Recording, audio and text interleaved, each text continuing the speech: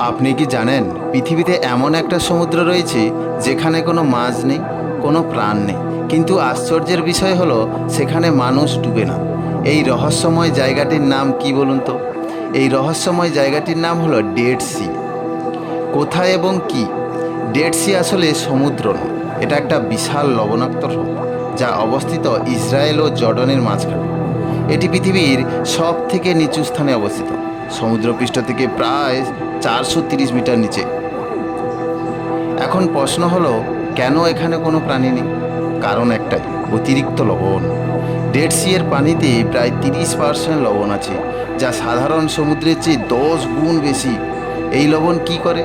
প্রাণীর শরীর থেকে পানি টেনে নেয়, কোষ শুকিয়ে যায়, ফলে মাছ বা অন্যান্য কোনো প্রাণীই বাঁচতে পারে না।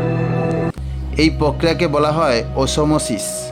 যখন বাইরের লবণ বেশি হয়, শরীরের ভেতরের পানি বাইরে বেরিয়ে আসে, তখন ডেড সিতে গেলে কোনো মাছ 1 মিনিটও বাঁচবে না। এখন প্রশ্ন হচ্ছে, কেন এত লবণ এবং এই লবণ এলো কোথা থেকে? এখানে পানি আসে জর্ডন রিভার থেকে, কিন্তু বের হওয়ার কোনো রাস্তাই নেই। গরমে পানি বাষ্প হয়ে উড়ে যায়, লবণই থেকে যায়। হাজার হাজার বছর ধরে এই লবণ জমে এমন অবস্থা হয়ে গেছে। সবচেয়ে চিন্তার বিষয় হলো, ডেড সি ধীরে ধীরে শুকিয়ে যাচ্ছে, পানির স্তর প্রতি বছর কমছে।